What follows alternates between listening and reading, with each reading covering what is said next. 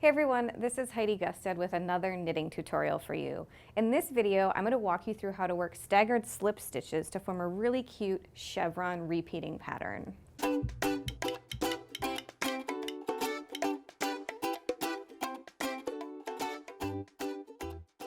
To work this stitch, you're going to need to cast on a multiple of 6 stitches. So for demonstration's sake, I have 12 stitches cast on my needle here. And what we're going to do is work a repeat of 14 rows to accomplish what we're looking at in this swatch right here. So you can see the chevron nature of the zigzagging of the slip stitches, and that happens over 14 rows, like I said. So let's get started. So we're going to start with row 1, and what we're going to do is knit 4 stitches like so. So knit 1, 2, 3, and 4. Next, what we're going to do is bring our working yarn to the front and slip 2 stitches with the yarn in front, and then we'll repeat that one more time. So knit 4, and slip 2 with our yarn in front. Now we're going to turn our work to the wrong side, and we're going to start with a purl 1. So we're going to purl 1, and then with our yarn in back, so when our yarn is in back at this point, it's on the right side of our work because we're working on the wrong side row. So we're going to slip 2 stitches with our yarn in back, bring the yarn to the front, and purl 3. Then we'll repeat that one more time with a purl 1, slip 2 with our yarn in back, and end on a purl 3. So one thing to keep in mind when you work this stitch is that you're always going to be slipping stitches with the yarn on the right side of the work. And we're doing that because we're, like I mentioned earlier, trying to create the visual texture that you see in this swatch here. Those slip stitches are what form these chevrons throughout this swatch, really creating the entire visual impact of the stitch. So moving on to row 3, which is a right side row, we're going to knit 2, slip 2 with yarn in front, and knit 2 all the way across. So we'll start with that knit 2, slip 2 with our yarn in front, and knit 2 again. Then knit 2, slip 2 with yarn in front, and end on a knit 2 before we turn to the wrong side of our work to work row 4. Row 4 starts with purl 3,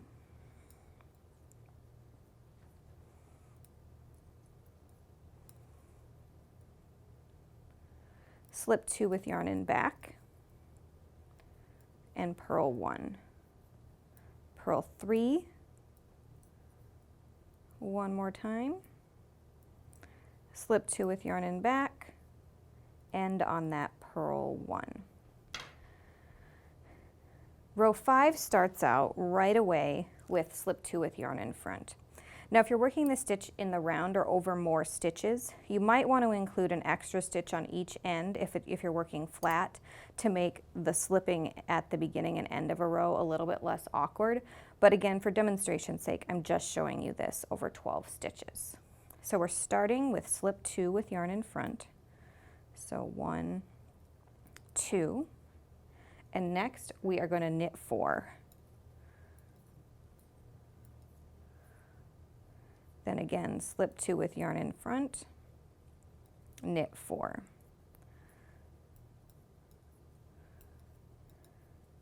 Now row 6, our wrong side row, and we're almost at the halfway point. We start with slip 1 with yarn in back, and then now we will purl 4,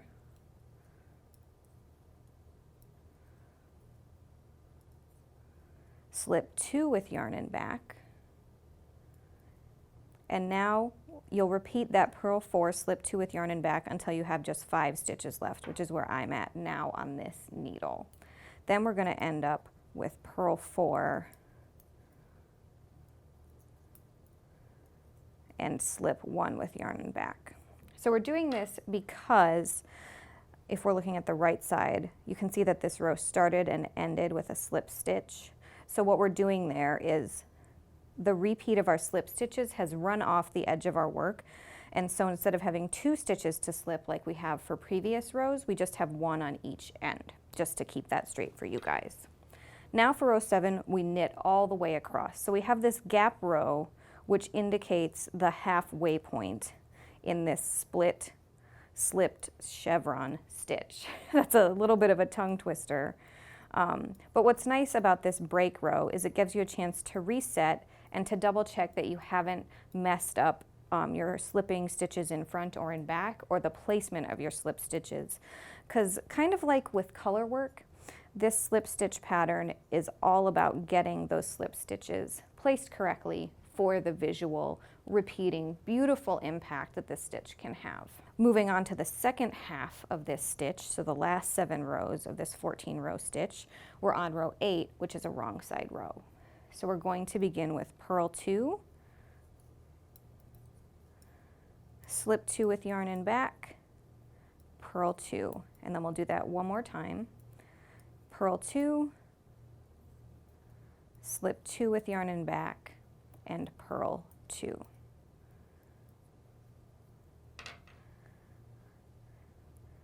And that row 8 sets up our second direction of slip stitches. So row 9, we're going to knit 3,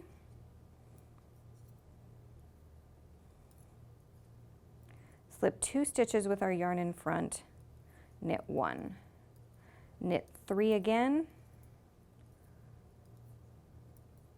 slip 2 with yarn in front, finish off with that knit 1. Row 10, we're going to start out with slipping 2 stitches with the yarn at the back of our work.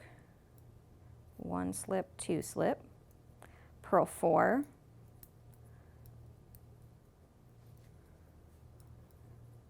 and then we do that again, starting with our slip 2 with yarn and back, purl 4.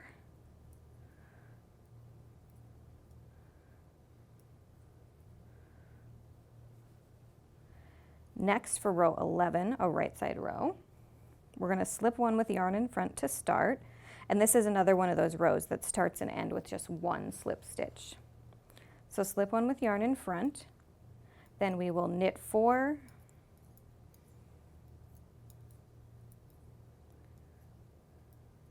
slip 2 with yarn in front, and then we'll finish off with a knit 4 to that last stitch with our final slip 1 with yarn in front, like so. So if you're looking at our swatch up close, you can see that we've slipped stitches to the right for those first 7 rows, and now we're working on slipping stitches to the left. So now row 12, and we're almost there on this stitch. We're going to start with a purl 4, slip 2 with yarn in back, purl 4, and slip 2 with yarn in back. Row 13 is our last stitch of this repeat that's worked with slip stitches. We're going to knit 1, slip 2 with yarn in front, knit 3. And again, knit 1, slip 2 with yarn in front, knit 3. And just like in row 7 where we knit all the way across the row for a gap row between our slip stitches, we're going to turn to the wrong side and purl all the way across. And this stitch works really well for cowls. If you're a beginner who has mastered slipping stitches, or even if this is your first slip stitch project, they're a really great way to change up just knit and purl knitting without having to master something new like cables or twisted stitches or more complicated techniques. So it's a nice first step beyond just knit and purl patterns that have a really great visual impact. So there is the 14 row repeat on this blue yarn. And if we look at this swatch, you can see I did a cast on of 18 rows, so 6 times 3 is 18. So I did the 18 rows here for the cast on, and then I worked this stitch 2 repeats through, so 28 rows of this stitch. Looks like this, and you can see the really nice chevron pattern taking shape in the form of slip stitches. This stitch is right at home in afghan blocks, cowls, baby blankets, and more. If you have suggestions for places that slip stitches look great, let us know in the comments, and don't forget to tune in soon for even more tutorials.